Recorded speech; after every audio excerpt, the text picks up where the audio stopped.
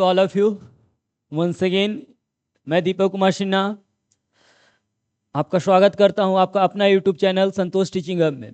मैंने बताया था आप लोगों को कि एग्ज़ाम बहुत नज़दीक आने वाला है। आई थिंक फरवरी 17 से आप लोग का एग्ज़ाम स्टार्ट है और मैं इलेक्ट्रिसिटी का एमसीक्यू लेकर आया था और मैं वादा किया था आपसे कि नेक्स्ट पार्ट में लेकर आऊँगा और उसमें न्यूमेरिकल्स लेकर आऊँगा और आज मैं आप लोग के लिए न्यूमेरिकल्स लेकर आया हूँ। चलिए फर्स्ट क्वेश्चन की ओर चलते हैं।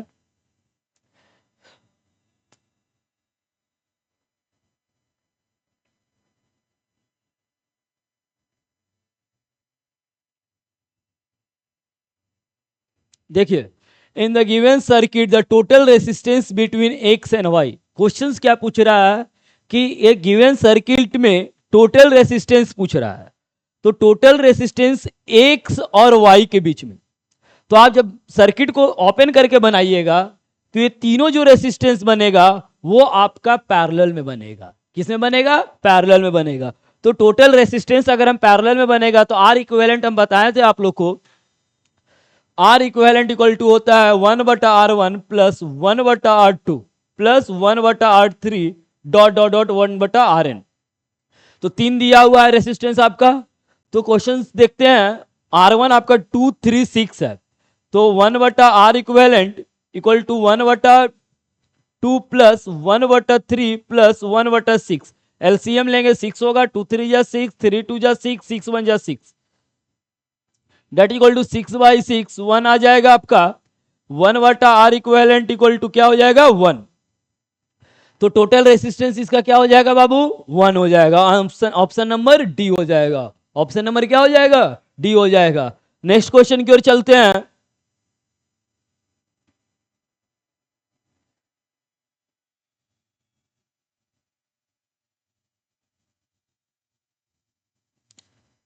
देखिए, an electric iron consumes energy at the rate of 880 watt 880 watts when heating is at the maximum rate. अगर हीटिंग आपका क्या है 880 वाट पर रखते हैं तो heating is at the maximum rate, and 330 watt when the heating at the minimum. 880 पर रखेंगे तो हीटिंग आपका मैक्सिमम रहेगा और 330 पर रखेंगे तो हीटिंग आपका मिनिमम रहेगा। If the sources of voltage is 220 volt, calculate the current and the resistance in each case. पूछ क्या रहा है आपसे? कैलकुलेट द करंट और रेसिस्टेंस पूछ रहा है। तो सबसे पहले मैं बताया था सारा चीज गिवन लिख लेते हैं। तो गिवन में क्या पावर दिया हुआ है आपका? कितना? 880 वाट।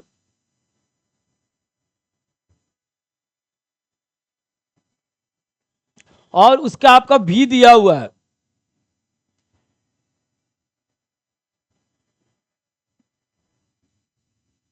220 वोल्ट। पूछ क्या रहा है आपसे बाबू? पूछ रहा है करंट और रेसिस्टेंस। याद रखना, मतलब आर पूछ रहा है और आई पूछ रहा है। तो हम चलते हैं। P इक्वल टू क्या होता है? V इंटू आई होता है। तो पावर कितना दिया हुआ है? 880 वाट। भी दिया हुआ है आपका 220, तो 220 इंटू आई। यहां से आई आपको निकालिएगा तो 880 बाई 220 करिएगा, 10 से 10, 22 into 4, that is equal to हो जाएगा बाबू, आई इक्वल टू हो जाएगा 4 एम्पियर। आई क्या हो गया? 4 एम्पियर हो गया। आई आपका निकल गया क्या? 4 एम्पियर निकल गया। नेक्स्ट आर पूछ रहा है, तो सेकेंड फॉर्मूला होता है पावर का P equal to V square by R होता है। सेकेंड फॉर्मूला क्या होता है? P equal to V square by R होता है। तो यहां पे हम पुट करेंगे, पावर दिया हुआ आपका 880,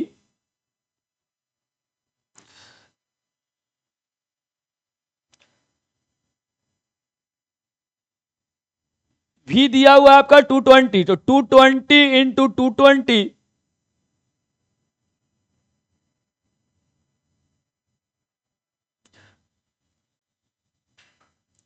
बाई आर, क्रॉस कर देंगे हम तो आपका हो जाएगा कितना? 880 into R equal to 220 into 220। यहां से आर निकालिएगा बाबू तो 880 आपका चला आएगा नीचे, 10 से 10 कैंसिल करिएगा, 22 4 जा अब 4 से कैंसिल करिएगा तो 4 5 जा 20 और 4 5 जा 20। अब यहां से आर निकल गया 55 ओम, यहां आई निकल गया 4 एम्पियर, आर निकल गया आपका 55 ओम। अब सेकेंड पार्ट में चलिए, अगर हम 330 में रखते हैं तब तो पावर आपका क्या हो गया 330, आर आपका रहेगा, भी रहेगा आपका 220। तो यहां से फिर P equal to V into I करेंगे तो पावर हो गया 330 इक्वल टू 220 इंटू आई, यहां से आई निकालेंगे तो क्या हो जाएगा बाई 220 हो जाएगा, और 11 3 जा 11 2 जा दैट इज इक्वल टू आपका आई निकल जाएगा 3/2 एम्पियर।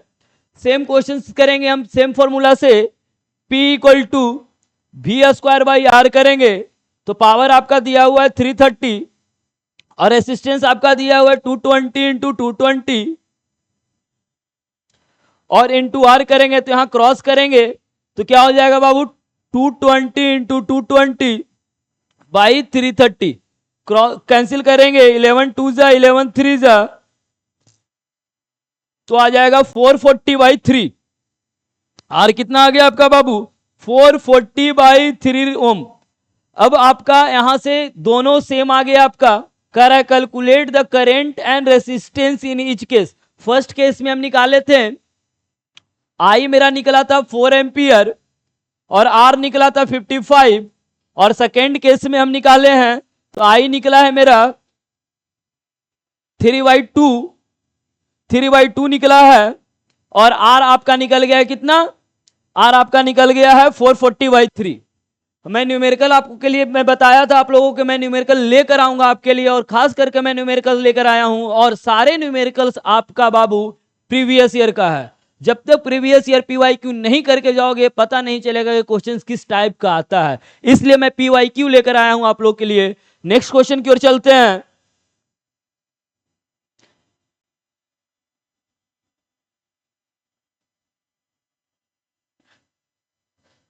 देखिए मैं केस स्टडी क्वेश्चंस भी लेकर आया हूं, क्वेश्चंस को पढ़िए। Study the following and answer the 4 questions from 28 to 20 आपका क्वेश्चंस है। तो सबसे पहले ऑस्टर्ड 1777 to 8551 में observe that compass needle suffers a deflection when placed near the metal wire carrying an electric current. देखिए कंपास नीडल होता है क्या है, तो ये magnetic effect of electric current को बताता है कंपास नीडल कि मैग्नेटिक इफेक्ट हो रहा है या नहीं हो रहा है। क्या बताता है, मैग्नेटिक इफेक्ट हो रहा है या नहीं हो रहा है, और ये बताता कौन है आपको, तो ये आपका बताता है कंपास नीडल। और कंपास नीडल जो होता है आपका और नॉर्थ साउथ की ओर हमेशा क्या करता है, वो फ्रीली सस्पेंडेड रहता है। कैसा रहता है, नॉर्थ साउथ की ओर फ्रीली सस्पेंडेड रहता है। This discovery gave the first evidence of connection between electric current and magnetic phenomena. ये सबसे पहले बताया कंपास नीडल ही बताया आपको कि इलेक्ट्रिक करंट और मैग्नेटिक इफेक्ट में क्या है, कुछ ना कुछ कनेक्शन है। क्यों, क्योंकि जब मैग्नेटिक इफेक्ट होता है तो कंपास नीडल क्या करता है, वो डिफ्लेक्ट करता है। जब कंपास नीडल डिफ्लेक्ट करेगा तो क्या बताएगा वो कि कुछ ना कुछ मैग्नेटिक फील्ड उसमें हो रहा है। Andrew ampere 1775 to 1836 grasped the significance of Oersted discovery. He carried out a large series of experiments to explore the relationship between current and electricity. और क्या किए, फिर एंड्रयू आपका कौन आए, एम्पियर्स आए, और बहुत सारा एक्सपेरिमेंट किए, और एक्सपेरिमेंट करने के बाद बहुत सारे रिलेशंस निकाले। जो रिलेशन क्या था, पी रिलेशंस में बताया था B equal to I R, ये सब क्या था, सारा रिलेशंस मैग्नेटिक इफेक्ट और करंट के बीच में लाए। फिर उसके बाद on the basis of experiment he hypothesized that all the magnetic phenomena are due to circulated electric current। क्या बताया उन्होंने कि जितने मैग्नेटिक फेनोमिना होते हैं वो किसके कारण होते हैं, इलेक्ट्रिक करंट के कारण होते हैं। Later on the many devices such as electromagnets, electric motors, microphones, electric generators etc were developed on the basis of magnetic phenomena। ये आपका क्या था, केस स्टडी क्वेश्चंस का पैराग्राफ था। अब क्वेश्चंस की ओर चलते हैं। कह रहा मैग्नेटिक नीडल, ये जो मैग्नेटिक नीडल है वो क्या है। Isolated north pole pivoted at the centre of the mass, मतलब मैग्नेटिक नीडल सिर्फ नॉर्थ पोल के आइसोलेटेड है, नहीं, वो नॉर्थ और साउथ दोनों के लिए है। तो पहला आपका ऑप्शन गलत हो जाएगा। Isolated south pole and pivoted at the centre of the mass, pivoted का मतलब क्या होता है, एक फिक्स पोजीशन में वो क्या होता है, चिप रखा हुआ रहता है, और वो क्या करता है, हर तरफ क्या करेगा, मूव करेगा। पाइवोटेड का मतलब फिक्स पॉइंट पर लगा होना। जैसे मैं इसको फिक्स पॉइंट पर लगा दूं तो क्या होगा, ये मैग्नेटिक कंपास अगर है तो इधर भी डिफ्लेक्ट करेगा, इधर भी डिफ्लेक्ट करेगा, ऊपर भी करेगा और नीचे भी करेगा। तो ये सिर्फ साउथ पोल पे नहीं होता है बाबू। Second one, ordinary needle made of the soft iron and pivoted centre, नहीं, ये ऑर्डिनरी निडल नहीं होता है बाबू, ये होता है आपका bar magnet pivoted at the centre of the मास। वो क्या होता है आपका, एक बार मैग्नेट होता है। कंपास कैसा होता है, बार मैग्नेट होता है। तो इसका आंसर क्या हो जाएगा आपका, बार मैग्नेट हो जाएगा बाबू। क्या हो जाएगा, बार मैग्नेट हो जाएगा। नेक्स्ट क्वेश्चन की ओर चलते हैं।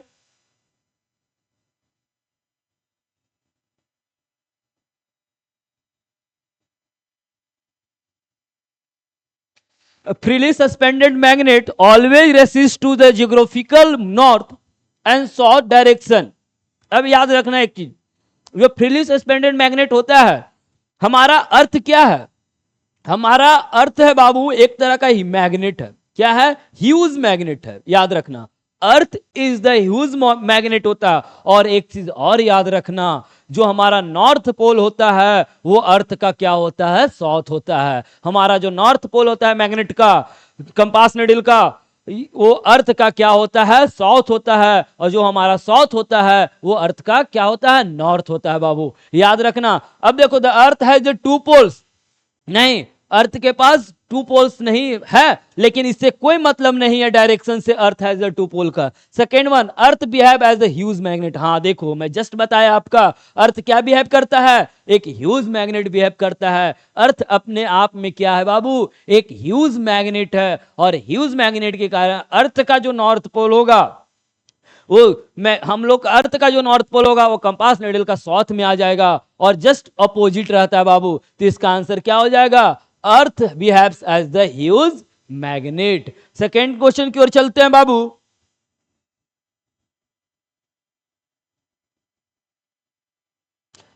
अब देखो, strength of magnetic field of current carrying solenoid.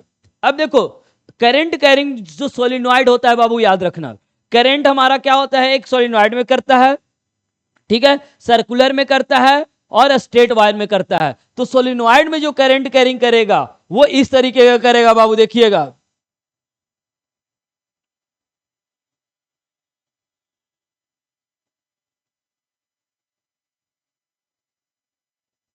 यहां पे स्विच हो जाएगा आपका। अब देखना, ये जो है कंपास, ये आपका सोलिनॉइड का करंट जो फ्लो करता है इस तरीके का फ्लो करता है, पैरेलल फ्लो करता है। कैसे फ्लो करता है बाबू, पैरेलल फ्लो करता है आउटसाइड द मैग्नेट। याद रखना, आउटसाइड द मैग्नेट जब भी फ्लो करेगा तो नॉर्थ से साउथ करेगा। आउटसाइड द मैग्नेट जो फ्लो करेगा सोलिनॉइड का, वो नॉर्थ से साउथ करेगा, और इनसाइड द मैग्नेट जो डायरेक्शन होगा वो साउथ टू नॉर्थ होगा। आउटसाइड द मैग्नेट जो डायरेक्शन होगा वो नॉर्थ से साउथ होगा, और इनसाइड जो मैग्नेट डायरेक्शन होगा वो साउथ से नॉर्थ होगा। तो कह रहा the strength of magnetic field of current carrying solenoid. तो जब करंट कैरिंग सोलिनॉइड जो स्ट्रेंथ होगा बाबू, एक चीज याद रखना, ये पैरेलल होता है अंदर। जब पैरेलल होगा तो यूनिफॉर्म होगा। क्या होगा, यूनिफॉर्म होगा। जब यूनिफॉर्म होगा तो क्या होगा, सारे जगह इक्वल होंगे। क्या होगा, सारे जगह इक्वल होगा। इसका मतलब स्ट्रेंथ जो होगा इनसाइड द सोलिनॉइड का करंट का, वो इक्वल होगा। क्या हो जाएगा बाबू, uniform inside in all the pointed. इनसाइड क्या हो जाएगा बाबू, यूनिफॉर्म होगा, और यूनिफॉर्म का मतलब हर जगह इक्वल होगा। तो इसका आंसर क्या हो जाएगा, बी हो जाएगा। क्या हो जाएगा, बी हो जाएगा। एक चीज याद रखना, strength of the magnetic field किस पे डिपेंड, कितने पर डिपेंड करता है। इट मींस अगर आप नंबर ऑफ टर्न बढ़ाओगे, क्या बढ़ाओगे, नंबर ऑफ टर्न बढ़ाओगे, तो स्ट्रेंथ जो मैग्नेटिक फील्ड ऑफ करंट का होगा वो इंक्रीज कर जाएगा। क्या कर जाएगा, इंक्रीज कर जाएगा। दूसरा, करंट बढ़ाओगे, याद रखना, करंट भी बढ़ाओगे तो स्ट्रेंथ ऑफ मैग्नेटिक फील्ड क्या हो जाएगा, बढ़ जाएगा। और थर्ड वन इज दैट, किस पे डिपेंड करता है, ये मटेरियल पे डिपेंड करता है, नेचर ऑफ मटेरियल पे डिपेंड करता है कि वो नेचर ऑफ मटेरियल किस चीज का बना हुआ है, सॉफ्ट आयरन का बना हुआ है कि हार्ड आयरन का बना हुआ है, तो वो नेचर ऑफ मटेरियल पे डिपेंड करता है। तो किस पे डिपेंड करता है, पहला नंबर ऑफ टर्न पे, अगर नंबर ऑफ टर्न हम बढ़ाएंगे बाबू तो क्या होगा, strength of magnetic field increase करेगा। सेकेंड वन, अगर हम करंट बढ़ाएंगे तो strength of magnetic field increase करेगा। और थर्ड वन इज दैट, अगर नेचर ऑफ मटेरियल अगर बढ़िया रहेगा मेरा तो भी स्ट्रेंथ ऑफ मैग्नेटिक फील्ड मेरा क्या करेगा बाबू, इंक्रीज करेगा। तो किस पे डिपेंड किया बाबू, नंबर ऑफ टर्न पे, करंट पे और नेचर ऑफ द मटेरियल्स पे, नेचर ऑफ द मटेरियल पे डिपेंड किया। अब नेक्स्ट क्वेश्चन की ओर चलते हैं। Which of the following particles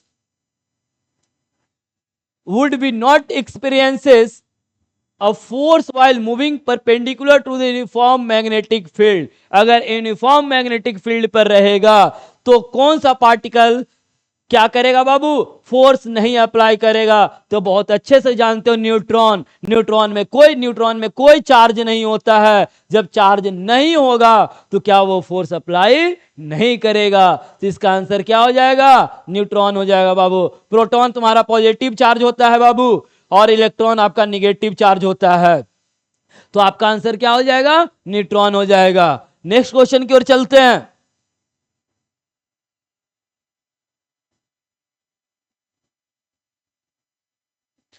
अब देखो ऐसा क्वेश्चन एग्जाम में आता है आपका रेसिस्टेंस पे और रेसिस्टिविटी पर आपका एग्जाम में आता है क्वेश्चन। मैं रेसिस्टेंस और रेसिस्टिविटी इसके पहले बताया था कि रेसिस्टेंस क्या होता है, रेसिस्टिविटी क्या होता है। तो रेसिस्टेंस फ्लो ऑफ करंट को रोकता है और रेसिस्टिविटी कितना रोकता है, हाउ स्ट्रांगली अपोजेस करेगा वो बताता है रेसिस्टिविटी। और रेसिस्टेंस जो बताता है बाबू वो सिर्फ करंट को रोकता है, क्या करता है, रोकता है। लेकिन रेसिस्टिविटी जो होता है बाबू वो हाउ स्ट्रांगली में, तो कितना स्ट्रांगली वो अपोजेस करेगा वो बताता है। दोनों में डिफरेंसेस है बाबू। वो रेसिस्टिविटी किस पे डिपेंड करता है और रेसिस्टेंस किस पे डिपेंड करता है वो भी मैंने आपको बताया था। अब चलते हैं क्वेश्चंस की ओर। A wire is given material having length L and the area of the cross sections A। एक वायर है, उसका लेंथ तो आपका क्या है बाबू, L है और एरिया ऑफ क्रॉस सेक्शन आपका A है और A है। है द रेसिस्टेंस ऑफ द 4 ओम। इसका मतलब रेसिस्टेंस इक्वल टू हम बताए थे रो लेंथ बाय एरिया। और अगर लेंथ उसका L है, area of cross section A है, तो इसका रेसिस्टेंस कितना है बाबू, 4 ओम है। कितना है, 4 ओम है। मतलब R1 हम मान लेते हैं। और find the resistance of another wire. अगर दूसरा वायर का रेसिस्टेंस पूछ रहा है बाबू, मटेरियल सेम का बना हुआ है बाबू, लेकिन आपका जो लेंथ है 1/2 किया हुआ है। लेंथ कितना किया हुआ है बाबू, 1/2 किया हुआ है and area of the cross section 2A है। अब इसको कंपेयर करते हैं, R equal to rho, length मेरा कितना किया हुआ है बाबू, 1/2 इंटू L और area of cross section 2A। तो अगर हम इसको डिवाइड करेंगे तो 1/2 इंटू 1/2 और लेंथ बाई एरिया हो जाएगा और रो आपका रहेगा। तो यहां पे R इक्वल टू क्या हो जाएगा बाबू, 1/4 rho length by area, 1/4 rho length by area और 1/4 रो लेंथ बाई एरिया हो गया। अब पूछ रहा है देखो R1 और R2 और रो लेंथ बाई एरिया, ये आपका R1 है, ये आपका क्या है बाबू, R1 है। देखिए R1 क्या है, रोल लेंथ बाई एरिया। इस जगह पर देखिए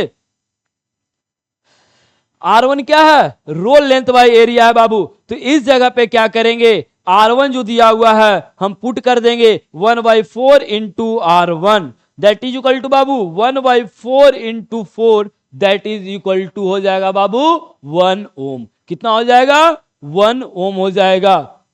कितना हो जाएगा, 1 ओम। तो क्या पूछ रहा है, area of the cross resistance of the another wire. तो अनदर वायर का जो रेसिस्टेंस होगा बाबू 1 ओम होगा। देखिए 4 इंटू 4 कैंसिल किए तो क्या हो गया, 1 ओम आ गया। क्या आ गया? 1 ओम आ गया। नेक्स्ट क्वेश्चन की ओर चलते हैं।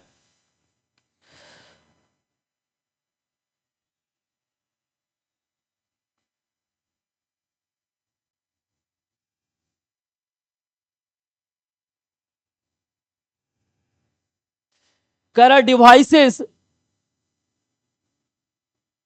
a device uses 1 kilowatt hour, 1 kilowatt electric power when operates at 220 volt. कितने पर ऑपरेट कर रहा है? 220 वोल्ट। तो calculate the rate of the fuse to be use. अब रेटिंग पूछ रहा है। एक चीज याद रखना, 1 किलोवाट इक्वल टू 1000 वाट होता है। कितना होता है? 1000 वाट हो रहा है। तो पूछ, अब दिया हुआ है आपका पावर, दिया हुआ है बाबू 1 किलोवाट, और आपका V दिया हुआ है 220। तो एक फॉर्मूला मैं बताया था, P equal to V into I, P equal to V into I. तो 1 kilowatt that is equal to 1000 watt, और V मेरा दिया हुआ है 220 इंटू आई। तो यहां से I निकाल देंगे बाबू, 1000 बाई 220। तो इसको कैंसिल करोगे तो क्या हो जाएगा? 2 से 11 और 2 से 50 अगर जाएगा तो 11 बाई 50 करेंगे तो 4 पॉइंट समथिंग आ जाएगा। क्या आ जाएगा? 4 पॉइंट समथिंग आ जाएगा। इसको डिवाइड करके देख ही लेते हैं हम लोग। 11 इंटू 50 करेंगे तो 4 जा 44, 6.11 5 जा, तो 4.5 ओम्स अप्रॉक्स में आ जाएगा बाबू। कितना आ जाएगा? 4.5 एम्पियर, सॉरी ओम नहीं, क्योंकि करंट निकाल रहे हैं बाबू। क्या निकाल रहे हैं? करंट निकाल रहे हैं, तो एम्पियर में आ जाएगा। 4.5 समथिंग एम्पियर अप्रॉक्स में आ जाएगा। एक चीज को याद रखना, 1 किलोवाट इक्वल टू 1000 वाट होता है। अगर आपका यहां पे टाइम दिया हुआ रहता सेकंड में, टाइम दिया हुआ रहता सेकंड में, और आपका वाट किलो वाट में रहता, तो हम क्या करते? वाट में कन्वर्ट करते और टाइम को सेम रहने देते। अगर टाइम आपका आवर में रहेगा, टाइम आवर में रहेगा बाबू, तो याद रखना, अगर वाट दिया हुआ है और टाइम आवर में है तो आप टाइम को क्या करिएगा? सेकंड में कन्वर्ट करिएगा, टाइम को सेकंड में कन्वर्ट करिएगा। न्यूमेरिकल्स बनाने समय इस चीज को ध्यान में रखना है, न्यूमेरिकल्स बनाने समय इस चीज को ध्यान में रखना है। बच्चे करते नहीं हैं और क्या होता है? आंसर नहीं आता है।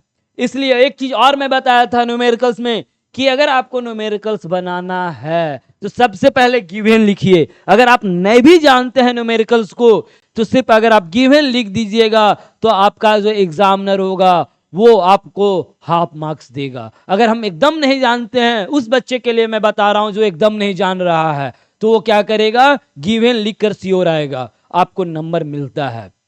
ठीक, चलते हैं नेक्स्ट क्वेश्चन की ओर।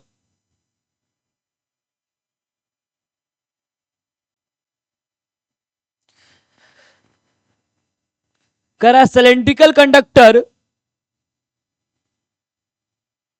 of the length L and the uniform area of the cross section A, same question आ गया, हैज द रेसिस्टेंस R। इसका मतलब R equal to rho L length by area है।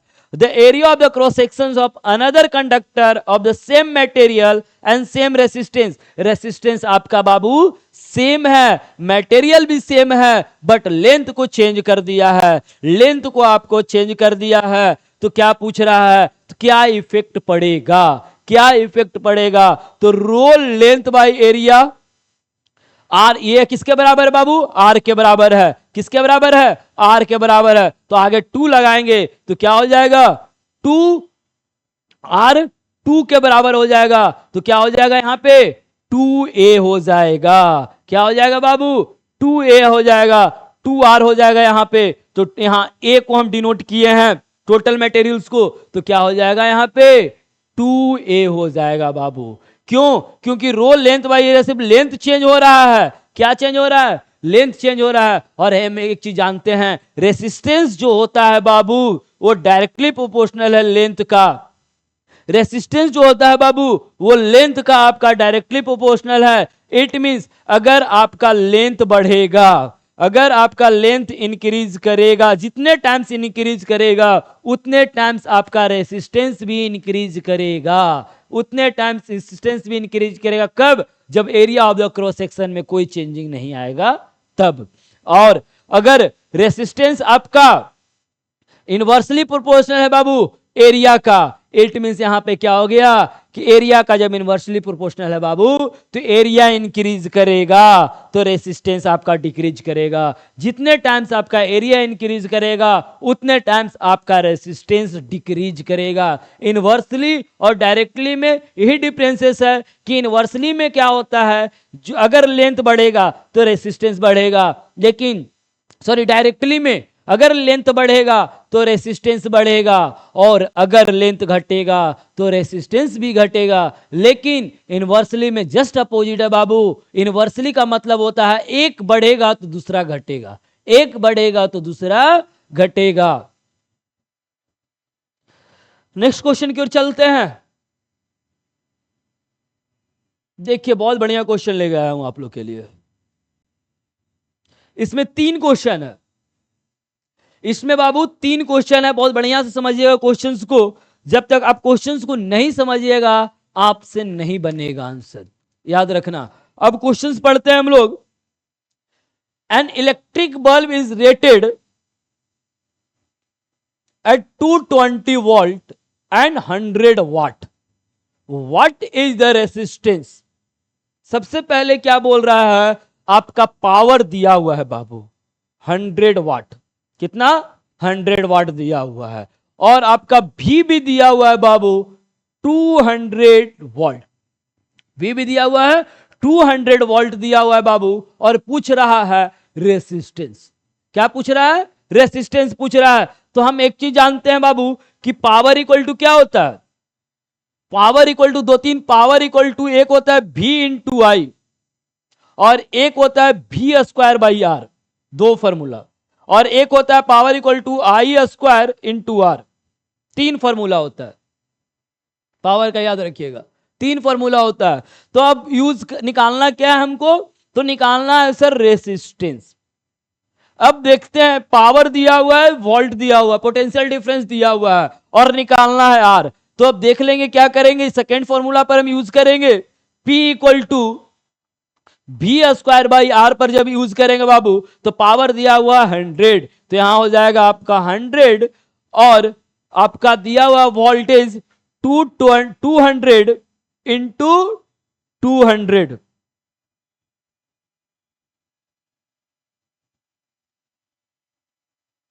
Into 200 by R. अगर cross करेंगे बाबू तो 100 आर इक्वल टू क्या हो जाएगा 200 इंटू 200 और आर जाएगा इधर, आर रहेगा तो 100 ऊपर आपका नीचे आ जाएगा, 10 से 10, 200 into 2 that is equal to 400 ohm हो जाएगा।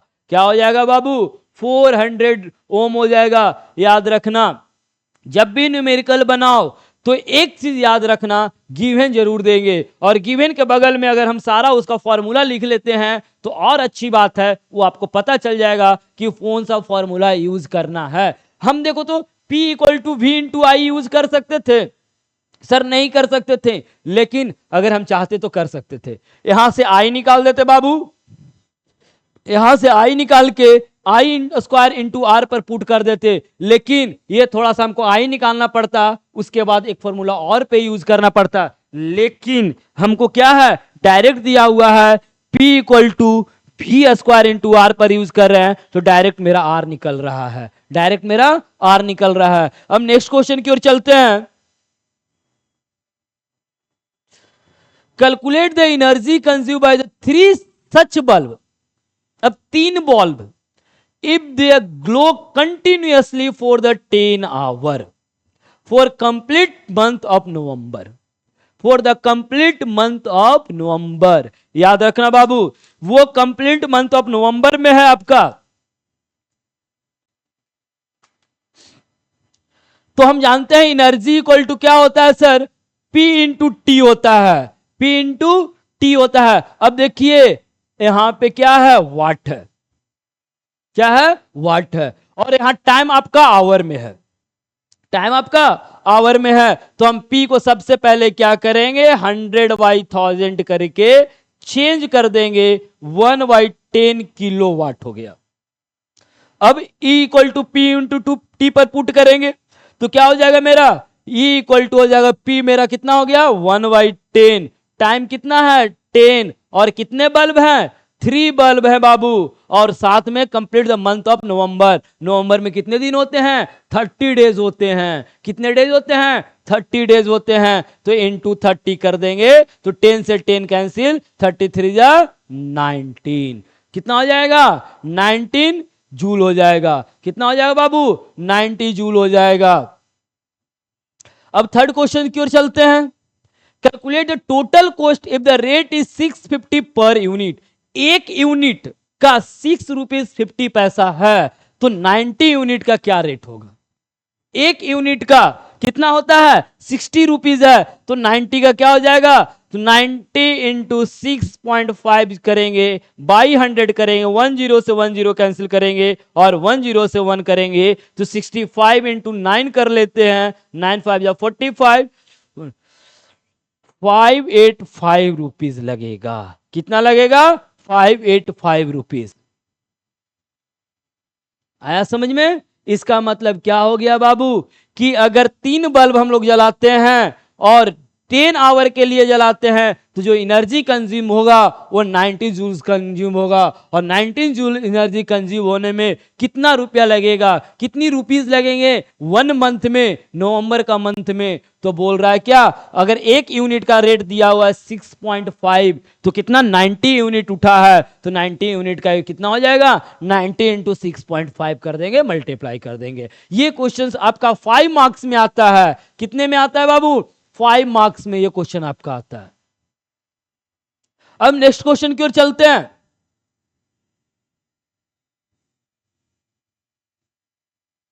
ये भी क्वेश्चन बहुत बढ़िया है बाबू, ये जो क्वेश्चन आपका है बहुत बढ़िया क्वेश्चन है और एग्जाम में ये क्वेश्चन आता है।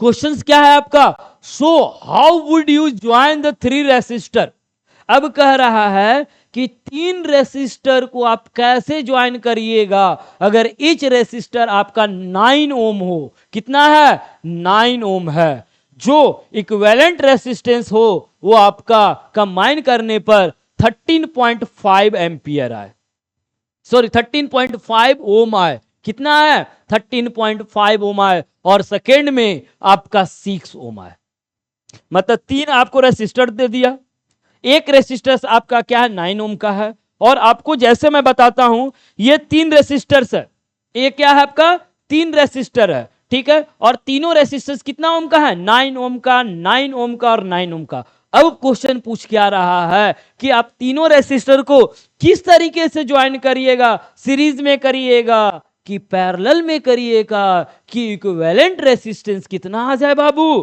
तो इक्विवेलेंट रेसिस्टेंस 13.5 आ जाए। तो ये हिट एंड ट्रायल मेथड हो गया, हिट एंड ट्रायल मेथड हो गया। तो अब क्या करेंगे, सबसे पहले हम करके देखते हैं, अगर 2 रेसिस्टेंस को हम सीरीज में करके देख लिए तो सीरीज में क्या हो जाएगा R1 प्लस R2 हो जाएगा, तो 9 9 18,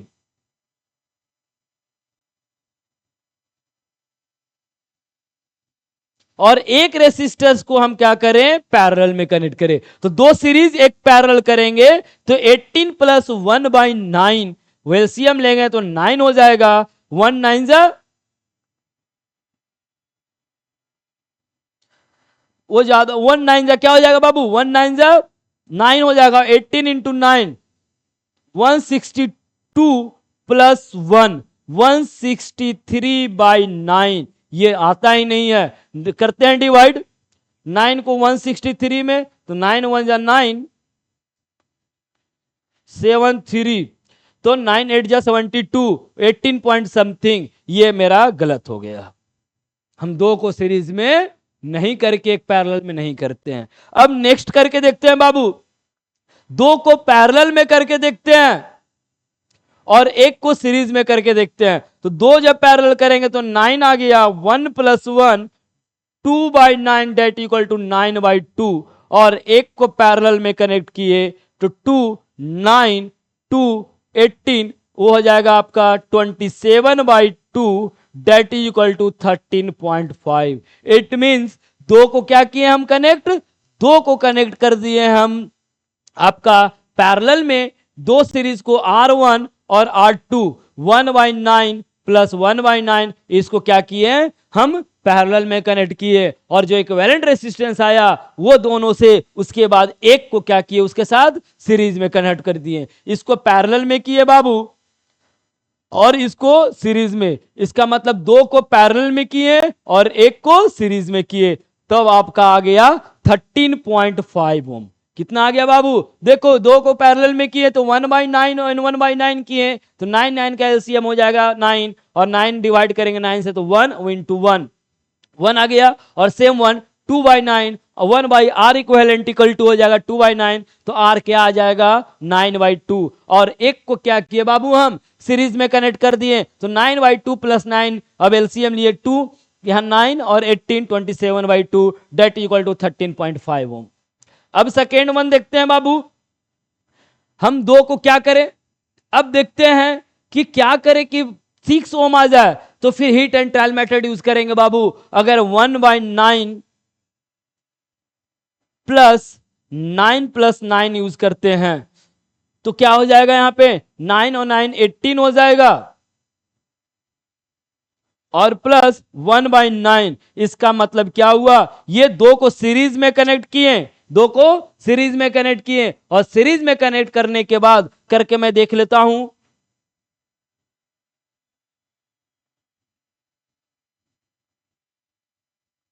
देखिए 9 प्लस 9 किए तो 18 ओम आ गया। अब इसको क्या किए, एक रेसिस्टेंस के साथ उसको पैरेलल में कर दिए, तो 1/18 प्लस 1/9 एलसीएम लेंगे तो 18 हो जाएगा, 1 और 9 2 18, 3/18 दैट इक्वल टू 1/6 हो जाएगा बाबू, और ये हो गया आपका 6 ओम। मतलब फर्स्ट केस में दो को हम क्या किए थे, दो को पैरेलल में किए, और दो को क्या किए थे पैरेलल में किए थे, और उसके बाद हम सीरीज में कर दिए थे। लेकिन सेकंड में क्या किए, दो को सीरीज में किए कनेक्ट, 9 और 9 18, और जो सीरीज में कनेक्ट किए उसके बाद पैरेलल में कनेक्ट कर दिए, तो क्या आ गया आपका, आपका आ गया 6 ओम। क्या आ गया, 6 ओम आ गया। चलते हैं नेक्स्ट क्वेश्चन की ओर।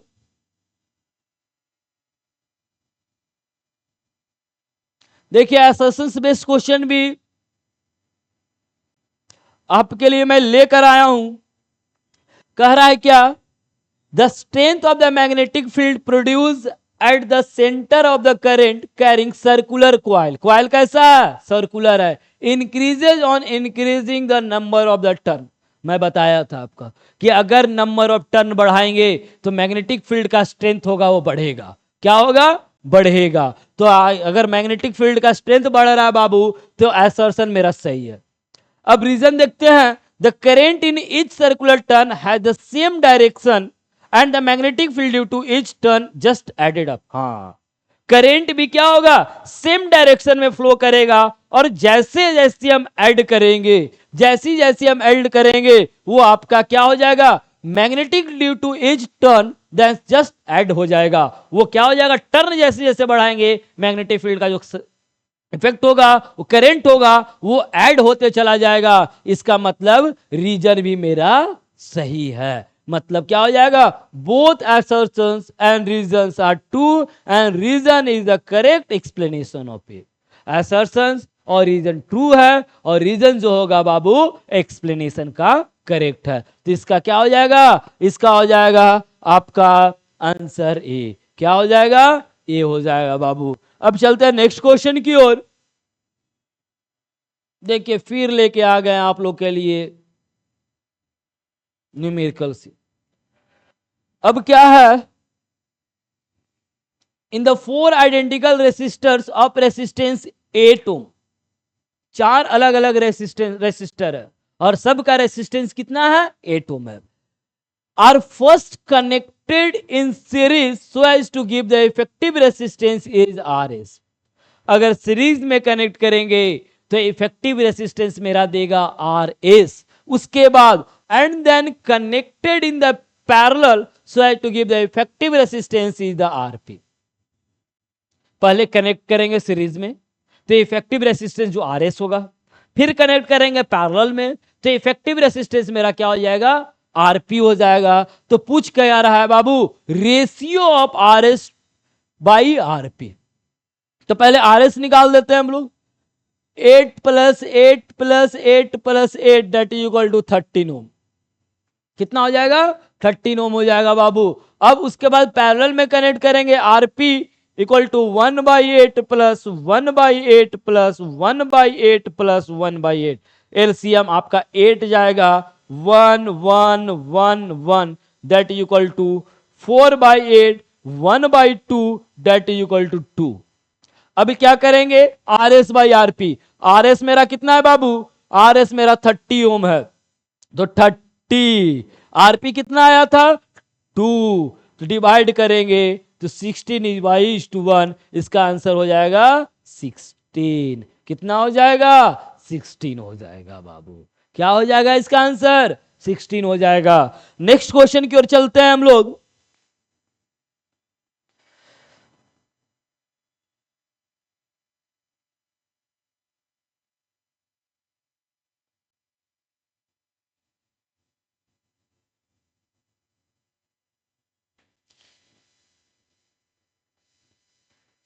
In the domestic electric circuit the wire with 15 ampere, wire कितना का है, 15 एम्पियर का। Current rating for the electric devices which have. सबसे पहले देखो 15 एम्पियर का है, इट मींस पावर क्या होगा, ज्यादा होगा। जब पावर ज्यादा होगा बाबू तो क्या होगा, गीजर के लिए हाई पावर रेटिंग सच ए गीजर। हाँ, क्यों, गीजर के लिए ज्यादा पावर चाहिए ना, और ज्यादा पावर चाहिए इट मीन ज्यादा करंट चाहिए। और ज्यादा करंट कब मिलेगा, जब एम्पियर मेरा ज्यादा होगा तब। 15 एम्पियर का है, इसका तो डायरेक्ट आंसर मिल रहा है मेरा, हाई पावर रेटिंग सच ए गीजर, लो पावर रेटिंग सच ए फैन। 15 एम्पियर पे चलाओगे तुम किसी फैन को, क्या होगा, फैन उड़ जाएगा, उड़ जाएगा। Metallic body and low power rating नहीं, ये भी गलत, और नॉन मेटालिक बॉडी भी आपका गलत हो जाएगा। क्या हो जाएगा, हाई पावर रहेगा और गीजर चलेगा आपका 15 एम्पियर पे। क्या चलेगा बाबू, गीजर चलेगा। देखते हो करंट अगर कम रहता है तो गीजर आपका नहीं चलता है, नहीं चलता है। इसके लिए उसको क्या चाहिए, करंट ज्यादा चाहिए, और करंट कितना यहां पे दिया हुआ, 15 एम्पियर का दिया हुआ है। तो नेक्स्ट क्वेश्चन की ओर चलते हैं।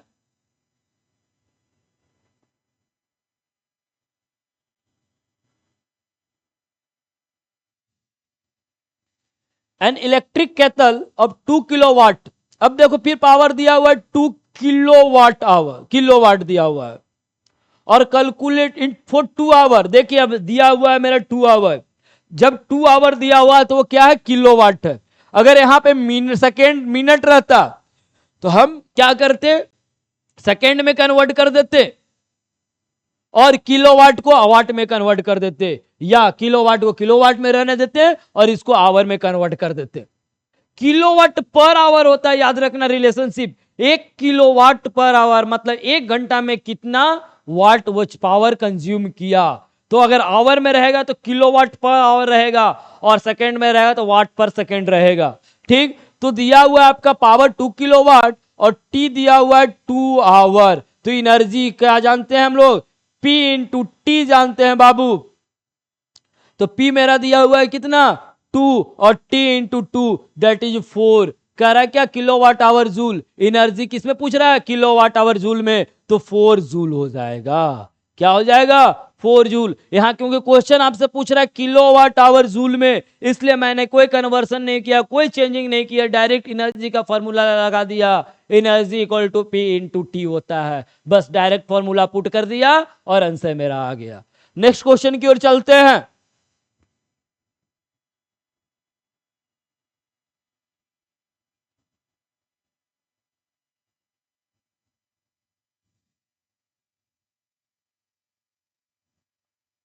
तो नेक्स्ट क्वेश्चन की ओर चलते हैं बाबू हम लोग, और नेक्स्ट क्वेश्चन भी बहुत इजी है आपका।